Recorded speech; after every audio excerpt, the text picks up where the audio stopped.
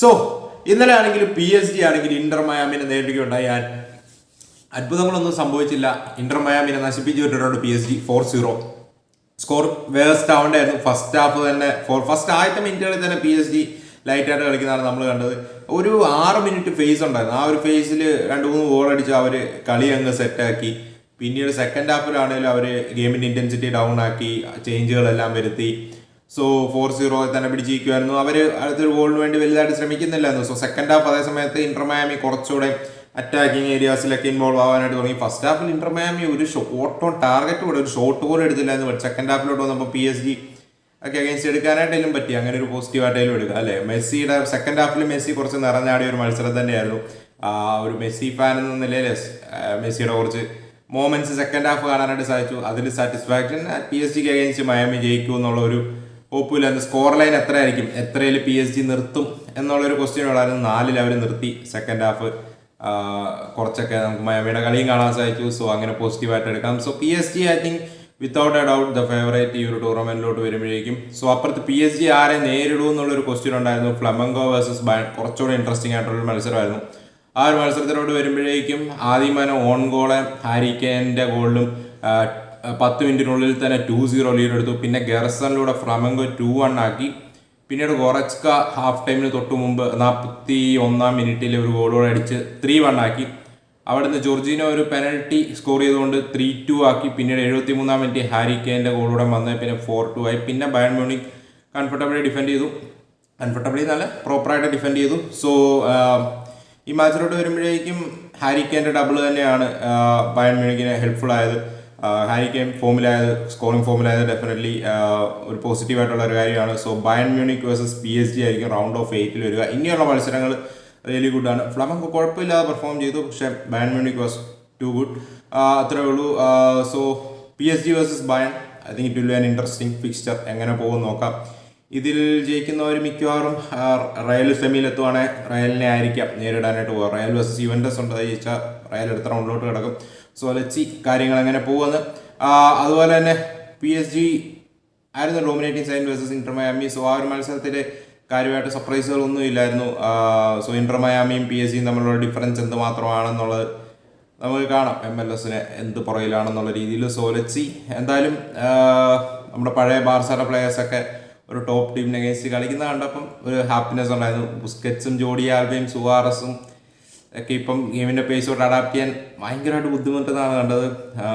So let's കാര്യങ്ങൾ അങ്ങനെ പോകുന്നു. എന്തായാലും കുറച്ച് ഒരു നല്ല കളി കാണാൻ, നല്ല കളി, നല്ല ഒരു ടോപ്പ് ടീമിൻ്റെ അഗേൻസ്റ്റ് നമ്മുടെ പഴയ അല്ലേ റെട്രോ ബാർസ ടീം പെർഫോം ചെയ്ത് കാണാനായിട്ട് സാധിച്ചു. സോ അവിടെ നിന്ന് നമുക്ക് കുറച്ച് അപ്ഡേറ്റ്സിലോട്ട് കിടക്കാം. സോ ട്രാൻസ്ഫർ ലോകത്ത് ഇപ്പം ചെൽസി നിറഞ്ഞാടുകയാണ്.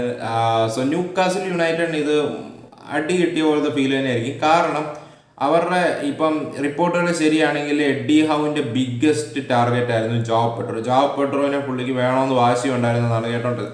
ജാവ് പെട്രോ ന്യൂകാസിലുമായിട്ട് ടോക്സ് നടത്തി പേഴ്സണൽ ടൈംസ് അഗ്രി ചെയ്തതുമാണെന്നുള്ള രീതി വാർത്തകളൊക്കെ വന്നിരുന്നു. ന്യൂകാസിൽ ജാവ് പെട്രോയ്ക്ക് വേണ്ടി നീക്കങ്ങൾ നടത്തിയിരുന്നു. 55 മില്യൺ പൗണ്ട്സോ അങ്ങനെ എങ്ങാണ്ടാണ് ഡിമാൻഡ് ചെയ്തുകൊണ്ടിരുന്നത്. പക്ഷെ അവർക്ക് ആ ഒരു വാലുവേഷൻ മീറ്റ് ചെയ്യാനായിട്ട് സാധിക്കുന്നില്ലെന്ന്. റീസൺ PSRന്റെ ഇഷ്യൂസ് കാരണം അവർക്ക് ഫൈനാൻഷ്യൽ ഫെയർ പ്ലേയിൽ ഇഷ്യൂസ് ഉണ്ട്. സോ അവർക്കാണെങ്കിൽ സെയിൽസും അഥവാ റവന്യൂ കൂടുതൽ ജനറേറ്റ് ചെയ്യാതെ കാര്യങ്ങൾ ഇടപെടാൻ പറ്റത്തില്ല. അങ്ങനെ എല്ലാ അംഗയ്ക്കും അവരൊരു 45 മില്യൺ പൗണ്ട്സിന്റെ ബിഡ് വിട്ടു. ഇപ്പം ട്രാഫോർഡിന് വേണ്ടി അവർ സീസൺ എൻഡ് ആയപ്പോൾ തൊട്ട് ട്രാഫോർഡ് നേടിക്കൊണ്ടിരിക്കുന്നത്. ട്രാഫോർഡിന് വേണ്ടി ബേൺലി ആവശ്യപ്പെടുന്ന പൈസ കൊടുക്കാനായിട്ട് അവർക്ക് പറ്റുന്നില്ല. സോ ഇങ്ങനെ ആകെപ്പാടെ ബുദ്ധിമുട്ടിരിക്കുകയാണ്. അതിൽ ജാവ് പെട്രോനെ വേണ്ടി അപ്പോഴേ തോന്നിയതാണ് ചെൽസി ഗിറ്റൻസ് ഡീൽ ഹിയർ വീഗോ വന്നതിന് ശേഷം ആ ഡീലിലോട്ട് എൻ്റർ ആവുന്നു. അവർ കാര്യം നടത്തുവാണ്. 50 മില്യൺ പൗണ്ട്സ് എന്താണോ ബ്രൈറ്റൺ ഡിമാൻഡ് ചെയ്യുന്നത് അതങ്ങ് പേ ചെയ്തു. ട്യൂസ്ഡേയിൽ ആൾ മെഡിക്കൽ കണ്ടക്ട് ചെയ്യും. അതിനുശേഷം ആളാണെങ്കിൽ ക്ലബ് വേൾഡ് കപ്പിൽ ചെൽസിയോടൊപ്പം ജോയിൻ ചെയ്യുകയും ചെയ്യും. സോ ചെൽസി റൗണ്ട് ഓഫ് 8 കിടന്നിട്ടുണ്ട്. സോ ചെൽസിയുടെ റൗണ്ട് ഓഫ് 8 മാച്ചിൽ പുള്ളി ബെഞ്ചിലും കാണും. സോ ജാവ് പെട്രോനെ ജൂലൈ 3 വരെ സമയമുണ്ട്. അതിനു മുമ്പ് രജിസ്റ്റർ ചെയ്യുമെന്നാണ് കേൾക്കുന്നത്. സോ ലെറ്റ്സ് എന്തായാലും ഇത് ന്യൂകാസിലിന് പണി തന്നെയാണ്. സോ ന്യൂകാസിലിൻ്റെ കാര്യത്തിലോട്ട് വരുമ്പോൾ അവർക്ക് സെയിൽ ചെയ്യുക. ഞാൻ പറഞ്ഞ പോലെ ഇപ്പം ഈ പ്ലേയേഴ്സ് ജാവ് പെട്രോനെ ചെൽസി കൊണ്ടുപോയി. ഡിമോണ്ടെ അവർ അനദർ ടാർഗറ്റാണ്. പുള്ളീനെ മിക്കവാറും ക്രിസ്റ്റൽ പാലസ് ഗുയിയുടെ റീപ്ലേസ്മെൻ്റ് ആയിട്ട് കൊണ്ടുപോകുന്നതാണ് കേൾക്കുന്നത്. അതുപോലെ തന്നെയാണ് ഇപ്പം ട്രാഫോർഡ് ഡീൽ ഇവരെ പുള്ളായിട്ടില്ല. വേറെ ഏതെങ്കിലും ടീം എൻ്റർ ആയാൽ അതും കയ്യിൽ പോകാം. അതുപോലെ തന്നെ എലാങ്കയ്ക്ക് ജോയിൻ ചെയ്യാൻ താല്പര്യമുണ്ടെന്നറിയാം. പക്ഷേ എന്നാലും ലെറ്റ്സ് എലാങ്കടിയിൽ ആർസണലോ അല്ലെ ഇനിയും വീണ്ടും ചെൽസിയോ ആ ഡീലോട്ട് വല്ലതും വന്നാൽ അതും കയ്യിൽ നിന്ന് പോകാം. സോ ന്യൂകാസിൽ യുണൈറ്റഡ് അവസാനം നോക്കി ടാർഗറ്റുകളെല്ലാം പോയി. അങ്ങനത്തെ ഒരു സിറ്റുവേഷൻ വരുവാണ്. അവർ ടാർഗറ്റ് ചെയ്യുന്നവരൊന്നും പുള്ളി ചെയ്യാൻ പറ്റുന്നില്ല. അതോടൊപ്പം തന്നെ PSRൽ അവർക്ക് ഇഷ്യൂസ് ഉണ്ട്. ഇസാക്ക് ഡീല് ഇപ്പോൾ ഇസാക്കിന് കോൺട്രാക്ട് റിന്യൂവൽ ഓഫേഴ്സ് കൊടുക്കുന്നത് ഇസാക്ക് റിജക്ട് ചെയ്തുകൊണ്ടിരിക്കുകയാണ്. ലാസ്റ്റ് മൊമെന്റ് ഇപ്പം ലിവർപൂൾ ആണെങ്കിൽ ഒരു ബിഡുമായിട്ട് ഉടനെ വരുമെന്ന് കേൾക്കുന്നുണ്ട്. സോ ലിവർപൂളിലോട്ട് പോകണമെന്ന് ഇസാക്ക് ബഹളം പിടിക്കുകയാണ്. അവസാനം ഇസാക്കിനെ സെല്ല് ചെയ്യേണ്ടി വരുവാണ്. ഈ മെയിൻ ടാർഗറ്റുകളെല്ലാം കയ്യിൽ നിന്ന് പോവാണ്. അവസാനം മേ ബി അവൈലബിൾ ആയിട്ടുള്ള ആരെയും ഒക്കെ വാങ്ങിച്ച് കൂട്ടുകയാണ്. ഇങ്ങനത്തെ ഒരു സിറ്റുവേഷൻ മിക്കവാറും ന്യൂകാസിൽ നേരിടേണ്ടി വരും. സോ അങ്ങനെ വരുവാണെങ്കിൽ ന്യൂകാസിന് ഇത് ഭയങ്കര മോശമായിട്ടുള്ള ഒരു കാര്യമായിരിക്കും. സോ അതുകൊണ്ട് എത്രയും പെട്ടെന്ന് ഇസാക്കിനെ സെല്ല് ചെയ്യുക, മേ ബി ഫണ്ട്സ് റേസ് ചെയ്യുക, ടാർഗറ്റ് ചെയ്യുന്ന പ്ലേയേഴ്സിനെ എത്തിക്കുക. അതാണ് സെൻസിബിളി മേ ബി ന്യൂകാസിൽ ചെയ്യേണ്ടത്. അത് ഈവൻ എക്സ്പേർട്സും ഈ കാര്യം പറഞ്ഞ് ന്യൂകാസിനെ ക്രിട്ടിസൈസ് ചെയ്യുന്നുണ്ട്. കാരണം ഒരു അൺഹാപ്പി പ്ലെയറായ ഇസാക്കിനെ അവിടെ വെച്ചുകൊണ്ടിരുന്ന് അവസാനം ലിവർപൂൾ എങ്ങനെ ഒരു അടിയിൽ പുള്ളി ചെയ്തിട്ട് ഇവരുടെ ടാർഗറ്റുകളും കയ്യിൽ നിന്ന് പോവാണ്. അതിനും ബെറ്റർ എത്രയും പെട്ടെന്ന് സെല്ല് ചെയ്യുക, ടാർഗറ്റുകൾ എത്തിക്കുക. ലൊക്കെ ബയർ ലെവർകൂസൻ അവർ വിച്ചിന് പോകണമെന്നുണ്ടായിരുന്നു, അവർക്കും സെല്ല് ചെയ്യണം, കറക്റ്റ് ഫണ്ട്സ് റേസ് ചെയ്തു. ബയർ ലെവർകൂസൻ ഇപ്പം മാർക്കറ്റിൽ ഇറങ്ങി അവർ പ്രോപ്പറായിട്ട് ഇൻവെസ്റ്റ് ചെയ്തുകൊണ്ടിരിക്കുകയാണ്. സോ ന്യൂകാസിൽ എന്താണ് ഇങ്ങനെ വൈകിപ്പിക്കുന്നതെന്ന് അറിയത്തില്ല. സോ ലെറ്റ്സി അവരുടെ കാര്യങ്ങൾ. മിക്കവാറും ഇസാക്കിനെയോ ലിവർമെൻറ്റോനെയോ വിൽക്കേണ്ട ഒരു ആവശ്യം അവർക്ക് വരാം. സോ അവിടെ നിന്ന് അടുത്ത അപ്ഡേറ്റ്സിനോട് പോകാനായിട്ടാണെങ്കിൽ ഇപ്പോൾ റെയ്നാൾഡോ മണ്ടാവ സണ്ടർലാൻഡ് ജോയിൻ ചെയ്തിട്ടുണ്ട്. ഫ്രീ ഏജന്റായിട്ടാണ് വന്നിരിക്കുന്നത്. ആൾ അത്ലറ്റിക്കോ വിട്ടിരുന്നു. അതുപോലെ തന്നെ ഗ്യോക്കറസ് സ്പോർട്ടിങ്ങിനെ അറിയിച്ചതായിട്ട് വാർത്തകൾ വരുന്നു. പുള്ളി പ്രീ സീസണിൽ ജോയിൻ ചെയ്യത്തില്ല, ക്ലബിന് വേണ്ടി ഇനിയും കളിക്കാനായിട്ട് പ്ലാൻ ഇല്ല. സോ എന്നാണ് ആൾ അറിയിച്ചിരിക്കുന്നത്.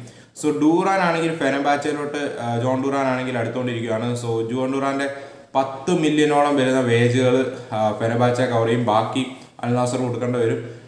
സോ ലോൺ ഫീസിൻ്റെ കാര്യമൊന്നും വന്നിട്ടില്ല, ലോണിനാണ് ആൾ വരുന്നത്.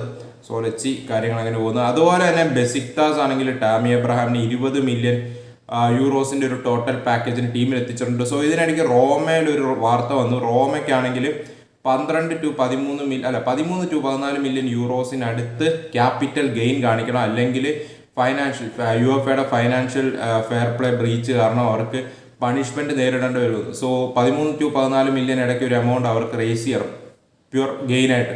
സോ ടാമി എബ്രഹാമിനെ അവരിപ്പോൾ പെട്ടെന്ന് സെല്ലാക്കിയിരിക്കുകയാണ്. 20 മില്യൻ്റെ ഒരു പാക്കേജിനാണ്. എനിക്ക് റിപ്പോർട്ടുകൾ ശരിയാണ്, അവർക്ക് ഇനിയും കുറച്ചുകൂടെ ഫണ്ട്സ് റേസ് ചെയ്യേണ്ട ആവശ്യമുണ്ടെന്നാണ്. ടോമി എബ്രഹാമിൻ്റെ ഫുൾ 20 മില്യൺ പ്രോഫിറ്റ് അല്ല. സോ ലെറ്റ്സ് ഈ കാര്യങ്ങൾ എങ്ങനെ പോകുന്നു. മേ ബി റോമ അവരുടെ ഏതെങ്കിലും ഒരു പ്ലെയറിനെ കൂടെ സെല് ചെയ്യാൻ ഫോഴ്സ്ഡ് ആയേക്കാം. സോ അവിടുന്ന് അടുത്ത അപ്ഡേറ്റിലോട്ട് പോകാനായിട്ടാണെങ്കിൽ മൊസ്കോറയുടെ കാര്യത്തിലാണ്. സോ മൊസ്കോറ ആർസണലോട് പേഴ്സണൽ ടൈംസ് അഗ്രി ചെയ്തു എന്നാണ് റിപ്പോർട്ടുകൾ വരുന്നത്. സോ താരം വലൻസിയയുടെ മുമ്പിൽ ഒരു 14 മില്യൻ്റെ ഓഫർ ആർസണൽ വിട്ടിരുന്നു, അത് റിജക്ട് ചെയ്തു. സോ അടുത്തൊരു 20 മില്യൺ അറൗണ്ട് പാക്കേജ് വിടും, അത് അക്സെപ്റ്റ് ചെയ്യുമെന്നുള്ള പ്രതീക്ഷയിലാണ് ആർസണൽ എന്ന് കേൾക്കുന്നു. അതുപോലെ തന്നെ മലാസി ആണെങ്കിൽ ലോൺ സ്പെല്ല് കഴിഞ്ഞ് PSVയിൽ നിന്ന് തിരിച്ച് മാൻ യുണൈറ്റഡിൽ എത്തിയിട്ടുണ്ട്. സോ അവർ ആ ബൈ ഓപ്ഷൻ എക്സിക്യൂട്ട് ചെയ്യത്തില്ല എന്നാണ് റിപ്പോർട്ടുകൾ വരുന്നത്. അതുപോലെ തന്നെ നിക്കോ ഓൾട്ടമേണ്ട് ബയൺ മ്യൂണിക്ക് മാത്രം മതിയെന്നാണ് സ്റ്റുട്ട്ഗാർട്ടിനെ അറിയിച്ചതായിട്ട് വാർത്തകൾ വരുന്നത്. സോ സ്റ്റുട്ട്ഗാർട്ട് പ്രിഫർ ചെയ്യുന്ന ഒന്നെങ്കിൽ വേറെ ഏതെങ്കിലും ക്ലബിലോട്ട് വിടാനായിട്ടാണ്. സോ പല ക്ലബ്ബുകളുമായിട്ട് ആൾ ടോക്സ് നടത്തി, പല ക്ലബ്ബുകളും ഇൻട്രസ്റ്റഡ് ആയിരുന്നു എന്നുള്ള വാർത്തകൾ വന്നിരുന്നു. പക്ഷെ ബയൺ മ്യൂണിക്കായിരുന്നു പുള്ളിയുടെ ഫൈനൽ ഡിസിഷൻ. സോ ആൾ അതിൽ തന്നെ ഉറച്ചു നിൽക്കുകയാണ്, വേറൊരു ക്ലബ്ബും വേണ്ട, ബയൺ മ്യൂണിക്ക് മതി. So Stuttgart might be forced to sell to Bayern എന്നാണ് ഇപ്പോഴത്തെ സിറ്റുവേഷൻ വരുന്നത്. സോ അവിടുന്ന് അടുത്ത അപ്ഡേറ്റ് പറയാനായിട്ടാണ് യാൻ ബോണിനെ പാർമയിൽ നിന്നും 23 million euros fixed plus 3 million euros add ഓൺസിൻ്റെ പാക്കേജിന് ഇന്റർ മിലാൻ ക്ലബിൽ എത്തിച്ചിട്ടുണ്ട്. So it's a done deal. Inter Milan മാർക്കറ്റിൽ ഇറങ്ങി കളിക്കുന്നുണ്ട്, നമുക്ക് നോക്കാം. ഇന്ററിൽ നിന്നും മേ ബി അപ്കമിങ് ഡേയ്സിൽ സെയിൽസ് കാണുന്ന റിപ്പോർട്ടുകളുണ്ട്. അതുപോലെ അവരും പല പ്ലേയേഴ്സിനെ ടാർഗറ്റ് ചെയ്യുന്നുണ്ട്, നമുക്ക് നോക്കാം കാര്യങ്ങൾ എങ്ങനെ പോകുമെന്ന്. സോ എന്താണ് നിങ്ങൾക്ക് ഓവറോൾ പറയാനായിട്ടുള്ളതെന്ന് പറയാം. അപ്പം നമുക്ക് മറ്റൊരു വീഡിയോ കാണാം. അതുവരേക്കും ബൈ.